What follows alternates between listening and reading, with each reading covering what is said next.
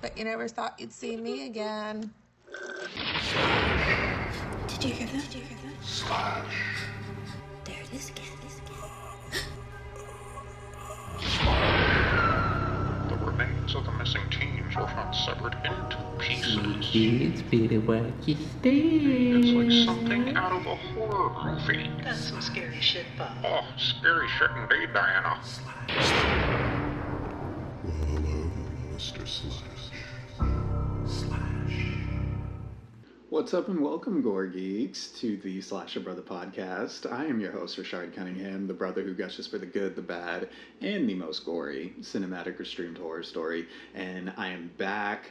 I had a little bit of a hiatus. I got sick, and then I got really tired, and then I had adult shit I had to deal with.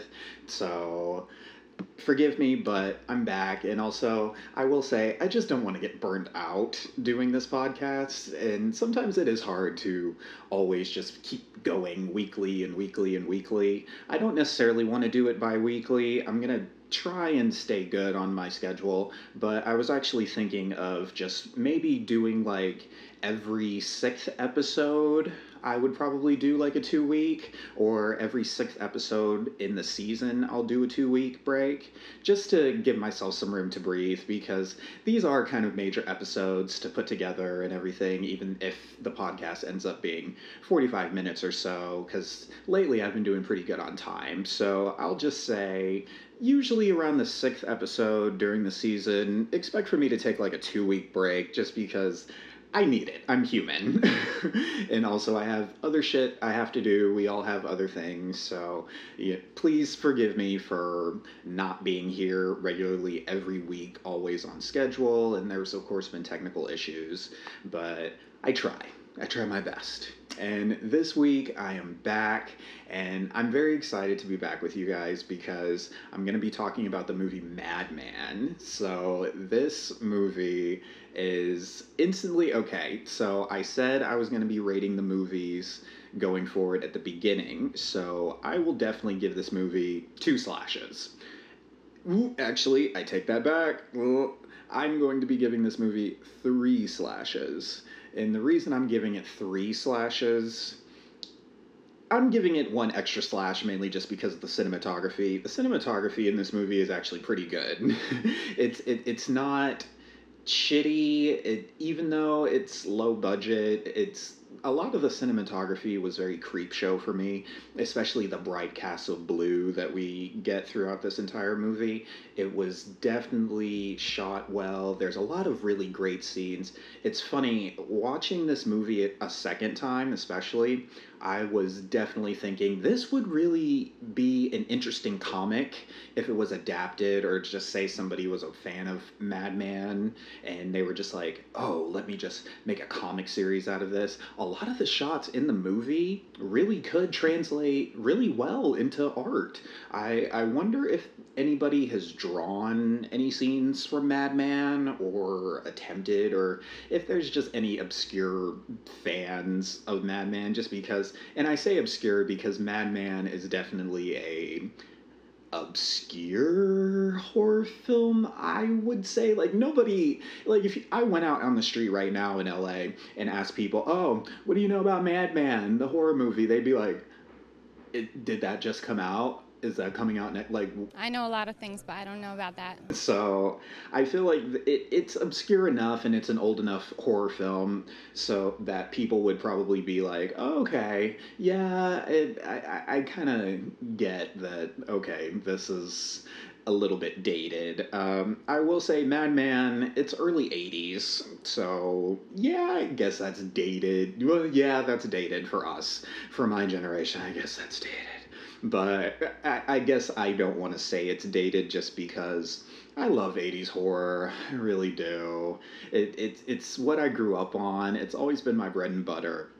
I just love, especially when it's a horror movie set up like this, I love the slasher summer camp setup. Those are always the best. It's always the greatest storyline for me when it goes back to summer camp. And I feel like I feel like the reason, and I think also that Sean Cunningham talked about this too in the Friday the 13th documentary, there is something very scary about the idea of this is supposed to be a safe haven for kids. Usually that's what summer camp is for. It's meant to be a place for fun and a place to escape, but when you can't escape your escape, I think that's what makes a lot of these horror movies even more scary, is because you cannot easily and accessibly get out of whatever your scenario is. There's always going to be something that is stopping you from leaving, whether it's your car won't start, or in Cabin in the Woods, the tunnel collapses and it's rigged. Something will happen, it'll collapse, wash away. Then we just leave the roads altogether. I will say there are a lot of good moments that you can take from the summer camp slasher scenario that you can still keep it fresh without it being boring. I feel like if we did do another summer camp type horror film, I think it would actually still do really well. For example, Fear Street, 1978, that held up really well, I think, is a summer camp type horror film that was taking elements from Friday the 13th, of course, and some of the others like The Burning. I felt like that really held up well, and also I feel like even, for example, the new horror game, The Quarry, that I am super excited about. I don't even really play video games, but because I'm obsessed with the 5-hour gameplay movie of Until Dawn, and The Quarry is ultimately a faithful sequel to that, I just get so excited, especially when I found out that it was a summer camp scenario. I was all in. I just love teenagers in the woods at summer camp. It's just always a good time. And then there's some mass killer out there just hacking up these kids one by one. It's so good. And this is what this movie is. So Madman stars Gaylen Ross. Gaylen Ross is playing our lead, Betsy. Betsy, first of all, one thing I put in my notes is that Gaylen Ross kind of has like, she looks like Amanda Seyfried, or Amanda Seyfried looks like Gaylen Ross, but just looking at this movie, their facial features, I was like, you know what, if they ever wanted to remake this movie, or say if they wanted to do another Dawn of the Dead that was more faithful to the original one with Romero, then they could easily tap Amanda Seyfried to play Francine. What are they doing? Why do they come here? So Gaylen, she's cool. She's an Israeli-American actor, and she actually does documentaries. She did a documentary on Rudolf Kastner, and Kastner, he has a train now named after him, and I wouldn't say it's a good thing he has a train named after him. Kastner is known for the Kastner train, and if you don't know what the Kastner train is, it was essentially the train that was a bartering deal that only a few of the Jews who were captured during the Holocaust, only 1,600 of them could actually escape on this Kastner train, but they were taken to Switzerland, and there were some survivors, but it's crazy. My mother asked me, what can I give you for your birthday? And I can remember very good that give me my life. Because of the whole the reputation of the Kastner train, Gaylen decided to do a documentary about not only the survivors of the Kastner train, but also his relatives, because apparently Kastner's daughter, she was just horribly abused in the streets because of who her father was and the controversy. So Gaylen Ross, even though she's no longer acting, she still, is doing some really cool stuff. So that's good to know. In this, however, it's funny. Gaylen Ross, it's weird. She didn't get credited as Gaylen Ross. She got credited as Alexis Dubin, and I had to do a double take watching this a second time, because I was just sitting here like, okay, this is Gaylen. Who the hell is Alexis Dubin? I don't know her. This Is she a real person? And I think maybe Gaylen didn't want her name associated with this project just because it's no Dawn of the Dead, so she's not going to be like, oh yeah, Gaylen Ross, I'm here. Beatrix Kiddo. Here. She's going to be like, does my name have to go on this? And I feel like that's the vibe. I feel like Gaylen's approach with this movie was kind of like Matthew McConaughey and Renee Zellweger in Texas Chainsaw, The Next Generation. I don't think they really wanted their names to ever be associated with this, and I feel like that is the vibe with Gaylen.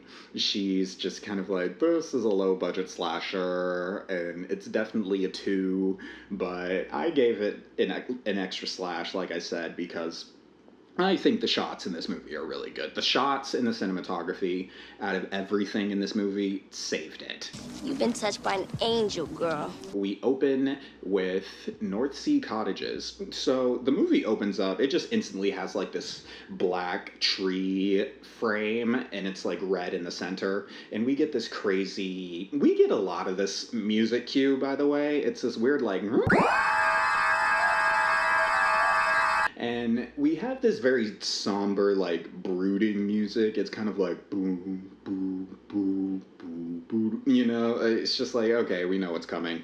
And we open, and it also mentions the location. So North Sea Cottages is, I guess, this camp for gifted children. However, it seems really stupid because there's not a lot of kids there. I think they literally say there's only like 5 or 6 kids. So I'm guessing this camp is supposed to be some posh bullshit, but in the reason I say it's posh bullshit, we'll get to that part later, but it seems to just be this hoity-toity summer camp, and it's not even summer, it's literally before winter, it's like a Thanksgiving. I don't know what these kids are doing. The scenario's really weird. They should have just made it summertime or something, but I don't know. Budget and timing, filming, and everything, I guess just it wouldn't have made sense, but still, it's weird. I don't know what summer camps do this, but anywho, we open at the campfire. I love a good campfire in a horror movie, especially when it's in the woods. Like, I feel like it's necessary to have a campfire. If you're in the woods in a horror movie and there's no campfire, it's just kind of like, that's kind of cheap. Like, that should be list number 1. But we have all these counselors and young kids at the campfire, and we've got this lead counselor, TP.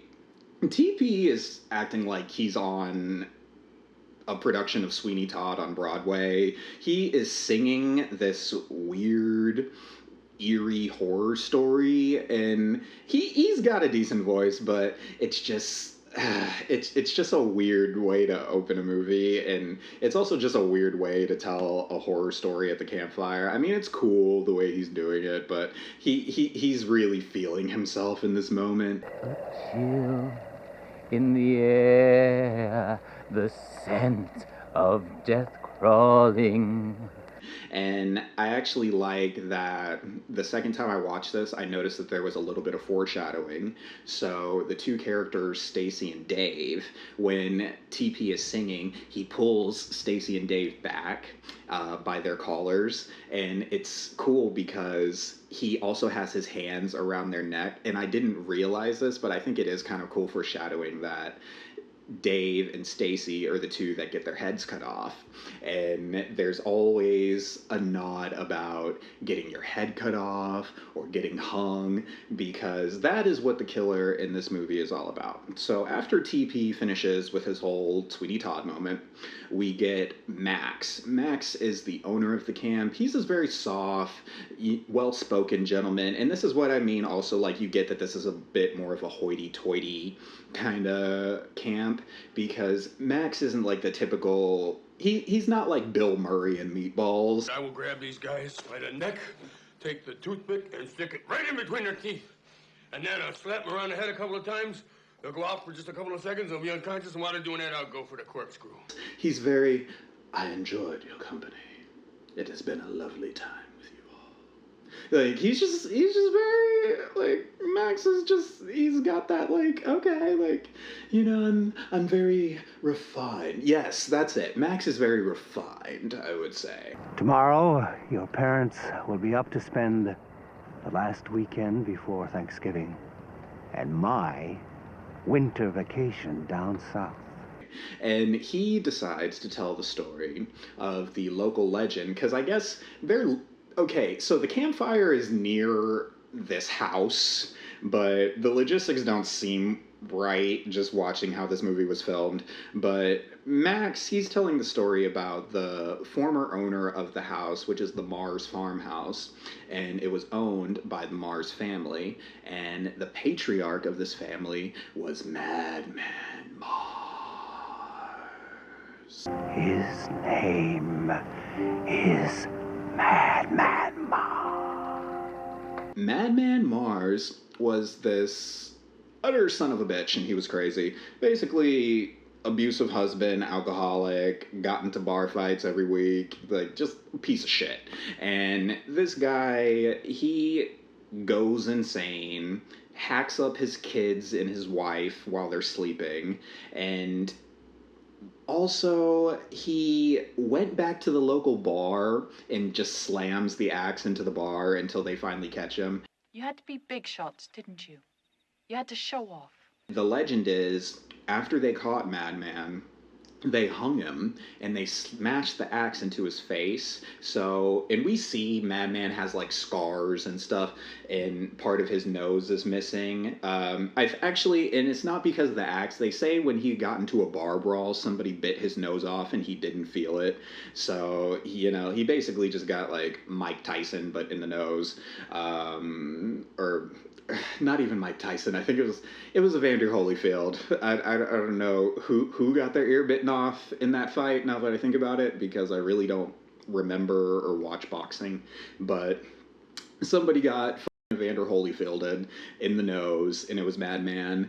And after they hang this guy, they don't even stay to see him die, which I thought was really stupid. You had one job. They say if you say Madman Mars's name above a whisper, he comes for you and he'll either cut your head off or he'll hang you. We see those deaths throughout the movie. We see some other different deaths too, by the way, but he opens with a hanging and decapitation. Like, that's, I guess, his thing. Like, you know, I'll hang you, I'll decapitate you. It's kind of like last episode of Witchcraft. Like, he's mostly a samurai sword guy. Like, he'll use a few things, but the samurai sword is like his staple, I guess. So with Madman Mars, it's the noose and the axe for cutting off heads. So we have all these counselors and these kids, but then we get introduced to this utter douche and pain in the ass. Honestly, he's not even a douche, he's just annoying. Like, this kid's just a moron. His name is Richie. Richie, okay, right after Max says do not say his name above a whisper, here goes Richie. Hey, Mars! Madman Mars! Here we are! Come and get us, Madman! And this is also what I mean by the logistics not making sense. Richie takes a rock and throws it, and somehow Richie's just like NFL ready, because he manages to get this rock all the way to the Mars house, and he throws the rock through a top floor window. None of this made sense. I actually had to rewind that part several times because I was just like, make it make sense. Makes sense? None. Because, okay, it's a movie, whatever. But I just thought it was really stupid. And Max, he's just like, no, don't come out, Madman. It's okay. He's just a stupid kid. He doesn't know what he's talking about. Meanwhile, I'm just sitting here like, God, f*** you, Richie. Like, why did you have to do that? Because now it's like, you're just bringing negative energy into the group. Like, why did you have to? Are you just an asshole? Is that it? After they wrap up with the campfire and Max does his little, I enjoyed your company. Thank you all for joining me. And then Betsy and TP, they're a thing, so, and basically, I guess, like, Betsy is moving out of the city, and TP is mad because he wants to spend more time with her, and it's their last night at camp. Come on, Betsy, you know you're not going to want to see me once we get back to the city. I'm sorry, TP. Let's just say I hate saying goodbye. Hey, you two.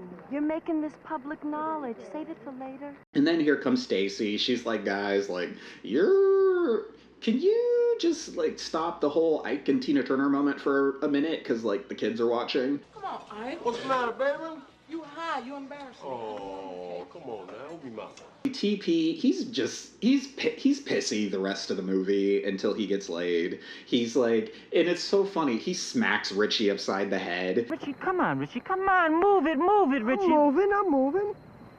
What'd you say? No, I didn't say anything. I was talking to the fire. He didn't say nothing. I heard him. Yeah, he lies and you swear to it. And it's just like, okay, TP, we get it. Like, you're mad because Betsy doesn't want to, like, have sex with you right now. But it's like, don't be smacking kids and, like abusing them just because you're mad. I just thought, like, TP, calm down. But Max actually has a talk with TP, and they're at this log, and it's funny. It's almost like this axe is like the axe of Excalibur, because it's lodged in this trunk, and they can't get it out. And TP is just like, you know, trying to force it and force it and force it. And Max makes this a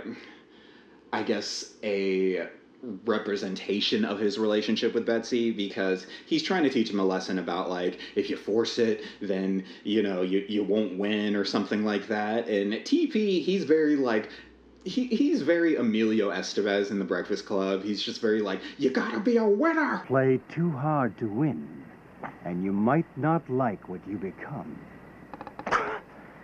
You become a winner. That's what you become. And I want to have sex with Betsy right now. And Max is just like, okay, TP, I tried to talk to you, kid, like, whatever. And then all the counselors are getting together, and apparently during this time when they go from the campfire to the camp, Richie's dumbass, he sees Madman in the trees, which, one, it's like completely his fault anyway that he called this guy out, but they're doing like a hut-two, caribou! And Richie's dumbass, he stays behind, and he goes into the woods to the Mars house, and of course everybody's left him because they're not paying attention, but Richie just thinks, this is fine. This is totally fine. I'm lost in the middle of the woods. Like, I don't even know where I'm at, but this is cool. This is a good time. He's just so unsuspecting. So he goes into the house.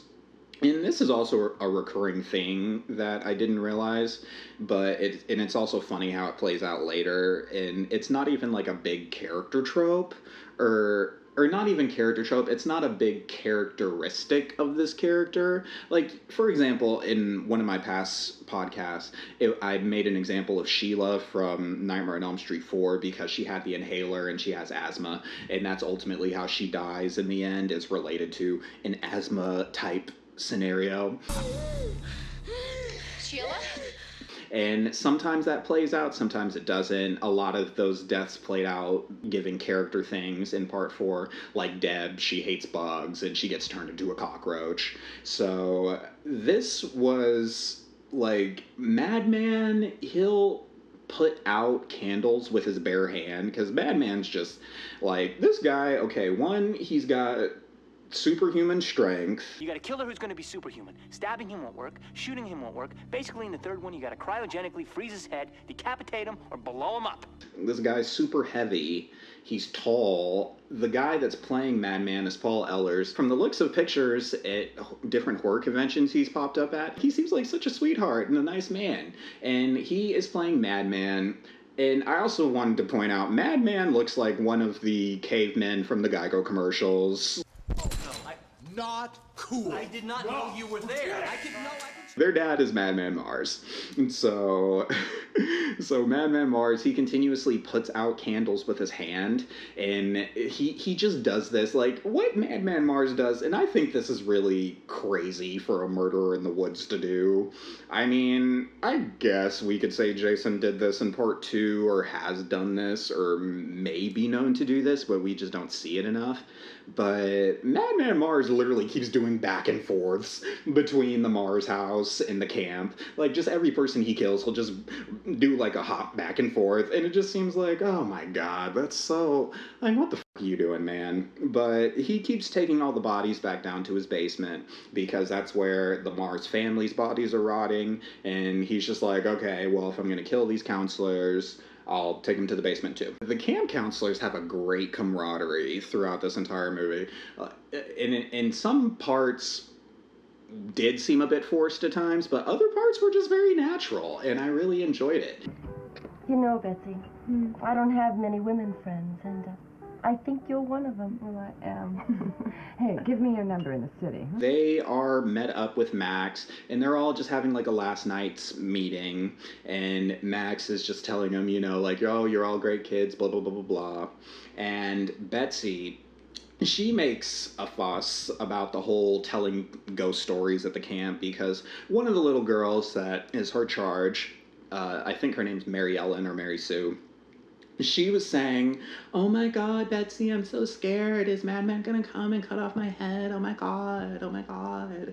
And Betsy's like, no, it's okay, sweetie. Like, I'll protect you. And it's a cute moment. I was so scared, I couldn't open my eyes. And it's all right. Nobody's gonna come and get me and chop off my head. Don't worry, honey. Nobody's gonna hurt you. I'll make sure of that, okay? Max is like, okay, well, I understand. And maybe next time I'll keep the younger kids out of it. And then it's funny. I didn't even really peep this, but it was a little bit shady of him to say, like, I like to keep my staff happy. Within reason, of course. TP makes, like, this apology to all the camp counselors because him and Betsy got into it. And this was actually a very forced apology, which I thought was very funny. It's almost like he's deliberately giving this apology because of what's going to happen later. He's giving this apology so articulately in a way that it's just like, I just really want to Betsy, so maybe if I make this grander apology, then maybe she'll just be like, oh, TP, you're so sweet. And so TP is like, I am so sorry for my selfish and immature behavior. It was repugnant, and it was every SAT word you can imagine. SATs are over, Darcy. And you're still jealous of my score. And I am astoundingly sorry. And then he wraps it up with a Porky Pig, That's it, folks. Everyone gives him like a nice little golf clap at the table. They're like, oh, TP, it's okay. And Betsy, she's over it. And it's funny. Then we get like the funniest, unsexy, sexy moment in a horror movie I've ever seen. Like, first of all, and this also brought me back to that movie, The Final Girls. Malin Ackerman's character, she says, what kind of camp has water beds? And it's just because everything in these camp slasher films is kind of hypersexualized, and a lot of the characters are hypersexualized, like Kurt and Tina, and this was like that. Like, the camp counselors do have sex in this movie. They are a bit hypersexualized, but not over the top. Like, nobody's like taking their top off right then and there, but there's still just this like, you get this moment with this camp of like, why the f*** does this camp have a private hot tub where people can f*** in?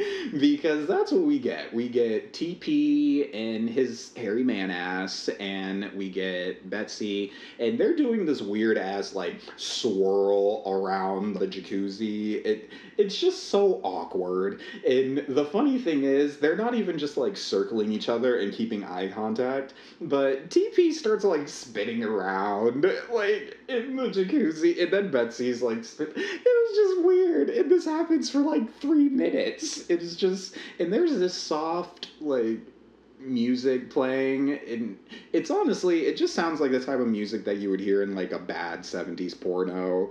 How I feel about you don't need words. It was just a very awkward scene, and the more I watched it, and the more they just spun around and rotated around each other, I just died. I thought, like, what the f*** is this? And then they finally have sex in their little whirlpool, and Madman Mars sees them, and like I said, Madman Mars really does look like one of the cavemen from the Geico commercial, and it's just so funny every time I see his face. But they have sex and do their thing, and then we even get another great shot, which also shows more camaraderie with the counselors. So we've got the other counselors, Ellie, Sexy Bill, Dave, and Stacy. So they're all... It's like this really cool shot. So we get them, they're all lying in the lodge at the fireplace, and we have this cool panning shot, and it's Stacy, Sexy Bill, Ellie, and then Dave. And it's like Stacy says a line, she says, "Great fire, Bill." And then Bill says, "Thanks." And he says something about destruction being necessary in relation to fire. And then we get a shot of Ellie going down the line, and she says, "I don't think anything is necessary or destruction is necessary."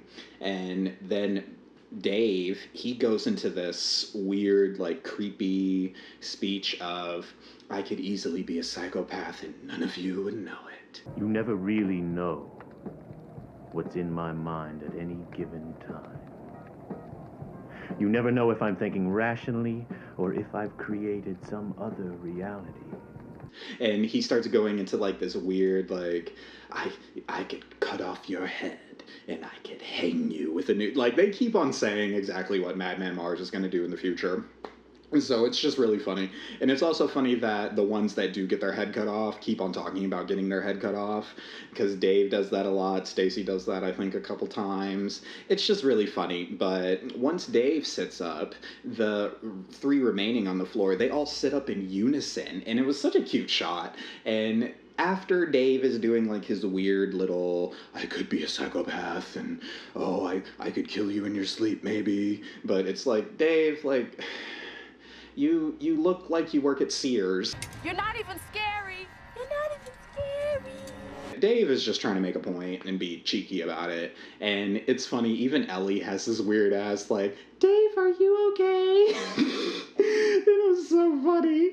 She's just, like, honestly, Ellie's character is funny. She's a dumbass in some of the worst ways, but she's not like a dumbass like a lot of other horror girls who have sex in these movies are. Like, she's not like Broomhilda, like, turning around every 5 seconds. Although Ellie does make a lot of stupid decisions in this movie, and we'll get to that later. But she just, her timing with some of her lines, I just found it very funny. Don't rush, but hurry, if you know what I mean.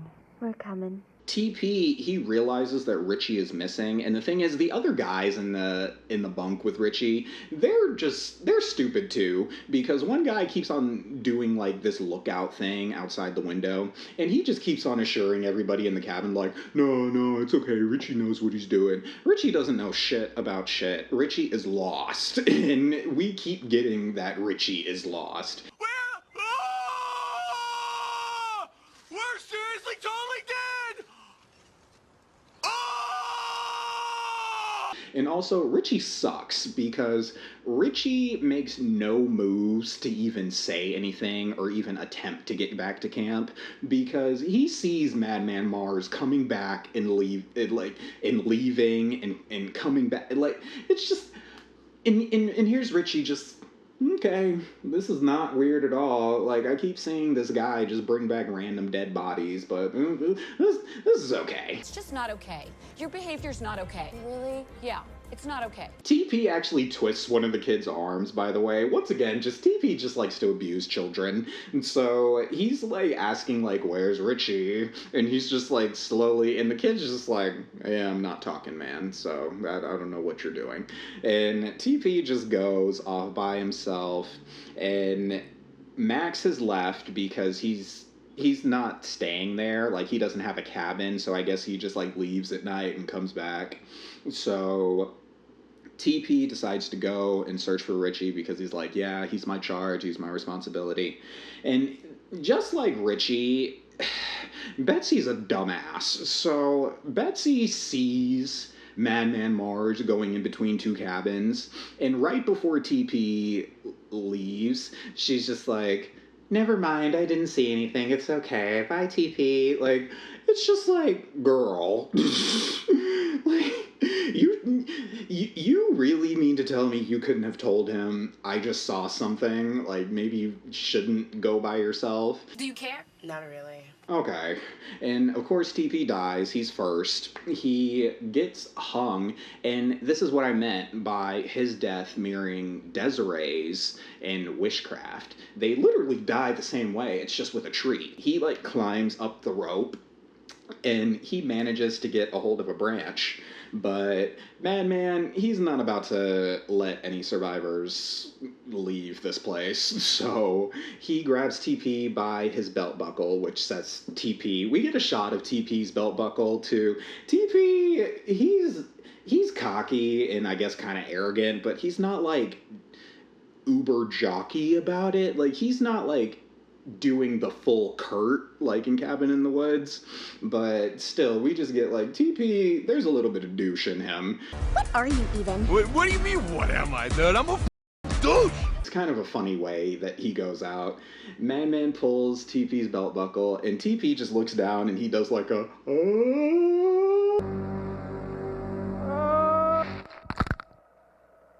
We get this nice, nasty little crunch when his neck snaps. It's really fun, and it's just, I don't know what it sounded like, but it's just a nice little like, and you know, that's all we get of TP. That's it, folks.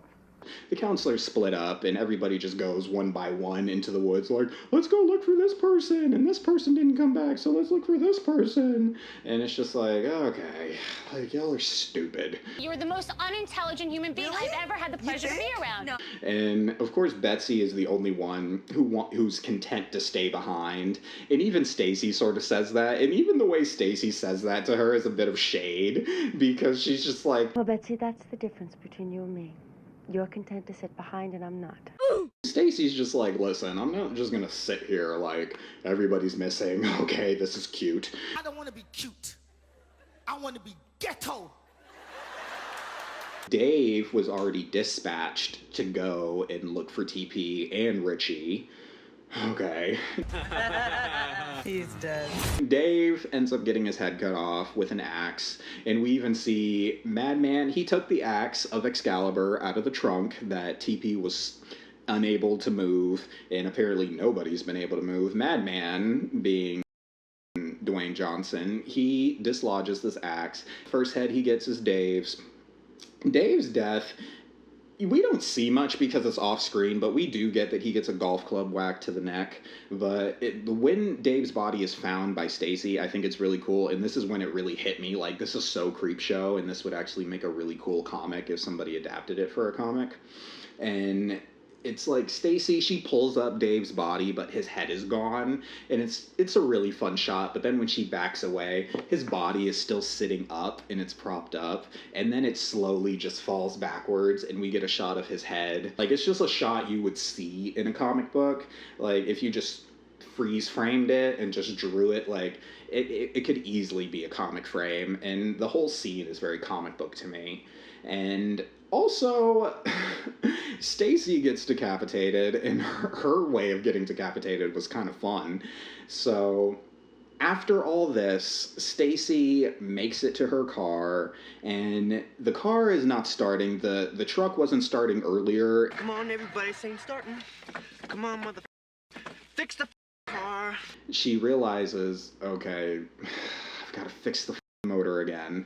So she hops back out, and the crazy thing is, there's this long, and it just felt like, okay, I get you have to do this for your car if you can't escape, but she's literally taking her sweet time. Like, there's a moment where she really just pauses and she's looking out. It almost looks like she's cracking a bit of a smile, like, yeah, I think I'm fine, I'm good. But Madman is on top of the car, and right when Stacy is about to pull her head out, Madman jumps on the hood and decapitates her, and also manages to cut her hand off. So we see, like, the hand holding the flashlight is dislodged. Ellie and Sexy Bill, they find Stacy's head under the hood. Ellie and Bill also have a sweet relationship. Sexy Bill has the sweetest porn stash ever. He's hot, so him and Ellie have like a little sex scene. I mean, not like a real one, but, you know, it's alluded to. They basically have like an Andy and Debbie in part 3 of Friday the 13th. Like, we get that they had sex, but we don't get anything explicit. And even Stacy barges in on them like midway through because everybody's missing, and Stacy's just like, oops, like, I don't usually pop in like this. But they're like weirdly cool about it. Stacy, don't you ever knock? Once again, Madman Mars is just Colossus in this movie. He takes Bill because they're trying to escape. So Ellie sees Madman hovering over Stacy's body at the truck. Ellie's dumbass, and this is where we just get like, this girl is just stupid beyond repair.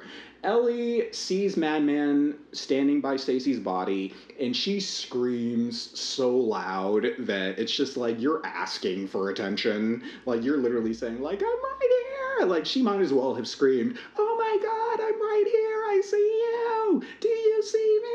I see you, Madman. Like, because it was just so like, girl, shut up. It would have just been you if you would have just shut the up. Colossus Mars decides to, he grabs Bill out of the passenger seat first, but then the car crashes into a tree, and it's not even that significant of a crash to cause any real damage, but somehow this little impact, it caused Ellie to do a full-fledged Annie from Friday the 13th, and she like front flips out of the passenger side, and she's hurt her leg now because somebody's got to hurt their leg, and it's Ellie in this movie.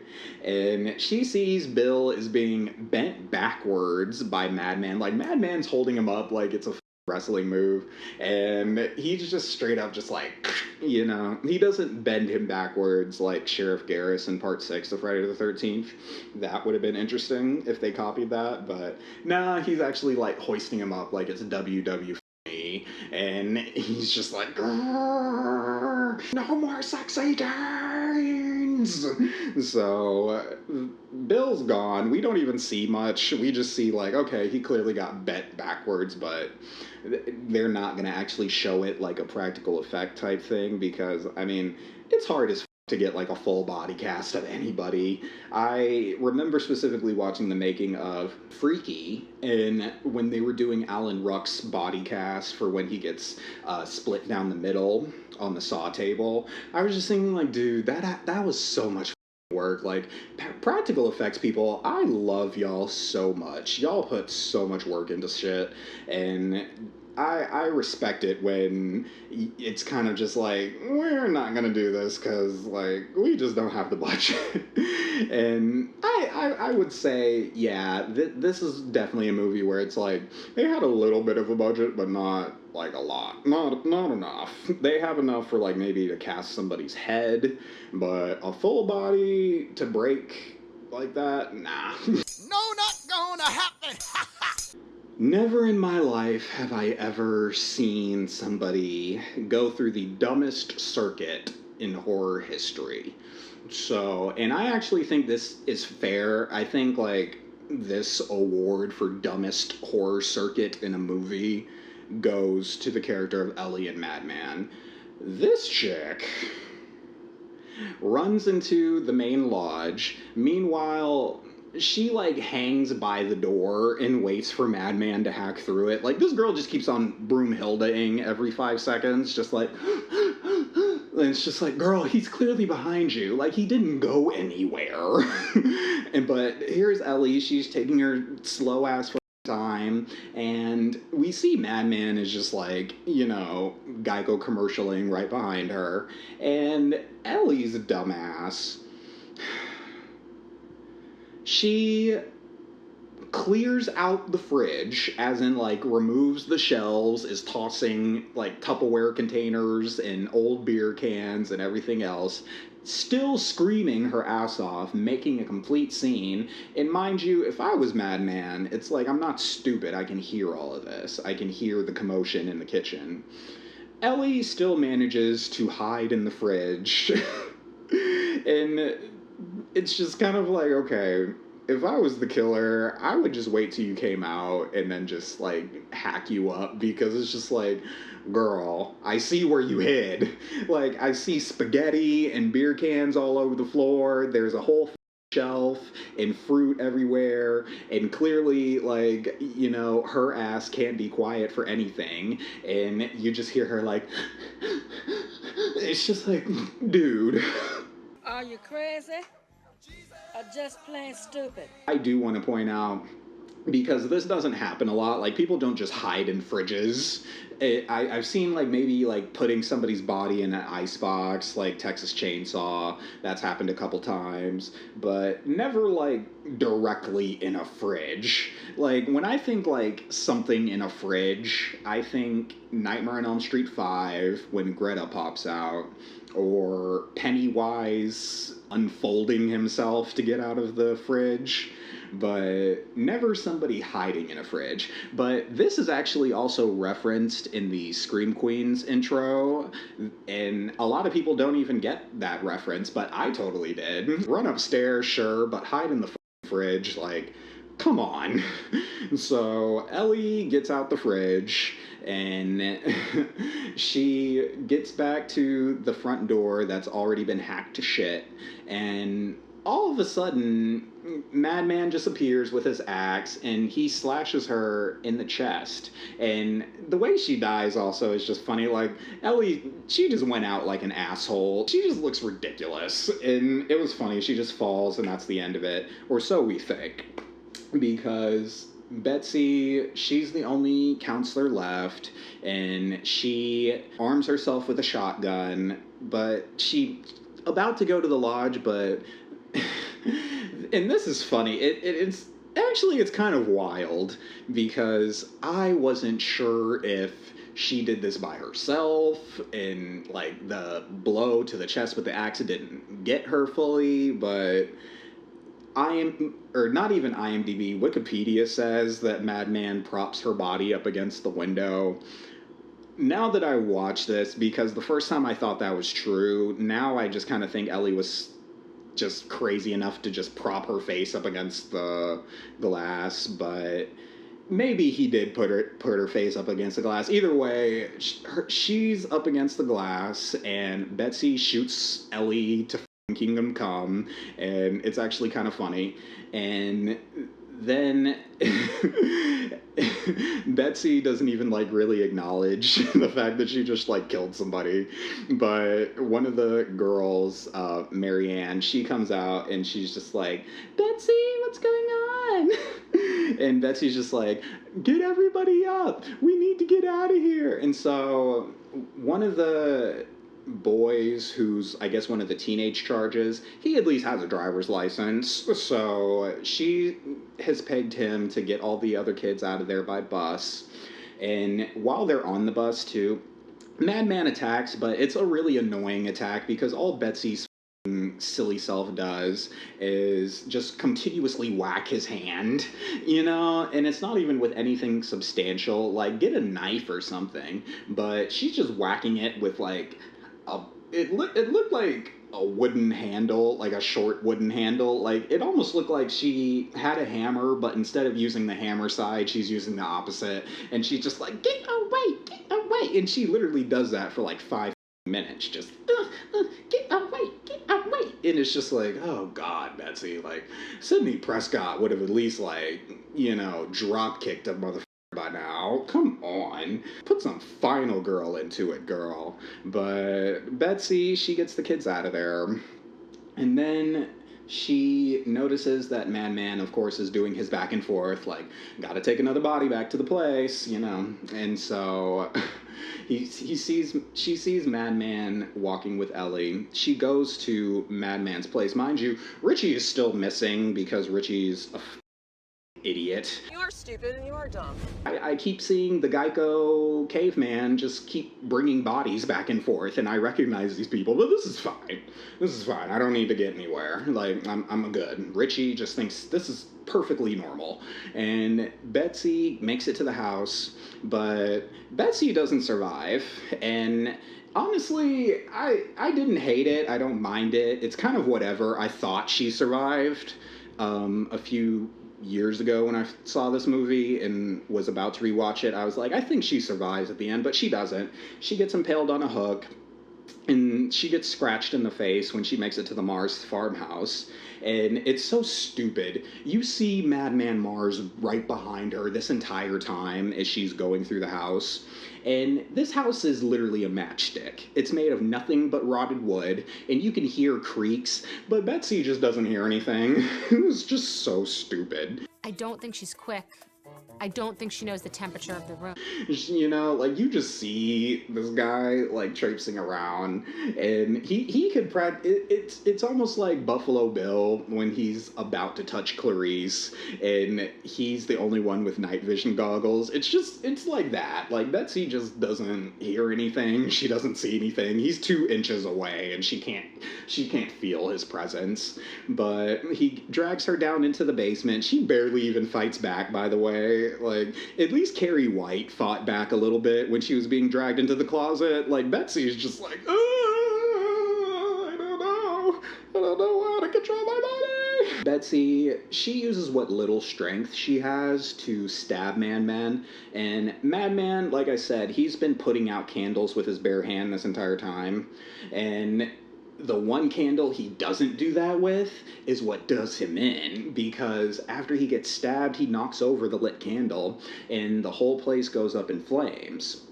Now, there's a scene also where Richie sees what's in this basement, because it's not even explained what he's seeing. I mean, you figure it's a body. It's kind of like X, like, it's a body. It's not anything crazy, you know. It's definitely not like, you know, Hannibal Lecter stringing somebody up with a flag. It's none of that. It's nothing wild, but it's played up like it is, because when Richie sees what's in the basement, he just has like this bright, like, you know, and it's just like, okay, like, it's all the people you've seen Madman come back and forth with. Like, Richie, it feels like Richie was literally just playing video games this entire time, and now all of a sudden he's spooked once he realized, oh, these are actually bodies. I thought they were dummies from the infirmary room. I had no idea these were the counselors. It's like, Richie, like what do you think this is? This isn't a comedy. It's a horror film. People live, people die. But Richie is now traumatized, but by the time he's traumatized, he's not actually in the house when it catches fire. Richie was utterly useless and pointless. Like, frankly, the fact that Richie didn't die is disappointing in itself. I might take away a slash just for the fact that Richie was so stupid and didn't die, but I won't be that petty. However, we do get Richie at the end, and Max returns to the camp, because I think somebody called Max or was able to get in touch with him. And Max, he stops, gets out of his car, and he's talking to Richie like, Richie, what happened? And Richie's ass, all he can say is, Madman, Madman Mars. Madman Mars. He's real. Like, first of all, man, you are an accessory to murder. Like, let's talk about this. So, you happen to allow 6 counselors to get murdered, and you saw this guy go back and forth, and you did nothing. You did nothing. Kill a murder! Pure trauma. Like, those little kids had to see all this. Like, what about them? Like, Richie, whatever. Like, Richie should have stayed in the house, to be quite honest with you. Idiot. But that's how Madman ends. It's a 2/ movie, but like I said, the shots saved it a little bit, so I'll be generous and give it a 3/, but whatever. I wouldn't necessarily even say Madman is significant of a horror movie. Madman got terrible reviews. I mean, it's not even, it came out around when Friday the 13th was getting popular and everybody wanted to go to summer camp and kill counselors. So I get that. It's like around the same time that The Burning came out and a whole bunch of other things, because I feel like before people were trying to imitate Scream and everything that Scream was, everyone wanted to be Friday the 13th. And I actually think that's fair, and that's also why I support Jason Voorhees as a serial killer more than any other slasher in cinema history. Michael Myers, yeah, okay. Because who was literally trying to be Michael Myers all the time? Like, you know, like, I just feel like if anybody really made the slasher genre popular, it was Freddy and Jason. And Jason had a lot to do with it, even though, yeah, got bitch smacked by the MPAA, etc., etc. People were trying to be Friday the 13th so damn bad. As much as they condemned it, everybody wanted to be Friday. Like, I feel like everybody was like, okay, like, this is the formula that works. Like, Halloween is its own thing. Halloween was trying to be a bit more intelligent, I feel. Friday the 13th is just straightforward, like, you know, booby counselors and let's hack them up, you know? And I feel like a lot of the 80s slashers that I really loved and enjoyed were always trying to do that, but they were always trying to one-up Jason some kind of way. Sometimes it occasionally would work, other times, not really. You know, not like they would think. So I definitely give this movie 3 slashes. It is an okay horror movie. It's definitely something, like, it's a horror movie to put on just to put on. It's not gonna bore you. It's okay. You get enough deaths. It's not like it's a low body count or anything. Like, it's very even. 3 girl counselors, 3 guy counselors, they, you know, all get got. And that's fine. So, honestly, yeah, I feel like Madman, it's okay. It's nothing to brag about or write home about. And honestly, Gaylen Ross didn't want to be credited as herself, so that's something to say, because who the fuck is Alexis Dubin? Does anybody know who Alexis Dubin is? She doesn't even go here. That is where I'll end this, and also, if you would like to follow me on social media, you can find me at Slasha Brotha on Instagram. If you have any questions or just want to email me personally, you can find me at slashabrotha@gmail.com. And also, if you want to check out my art page, you can at Richard's Killer Hand, and my personal is Martian Prince Jr. But until it is time to slay another day. Bye! Slash.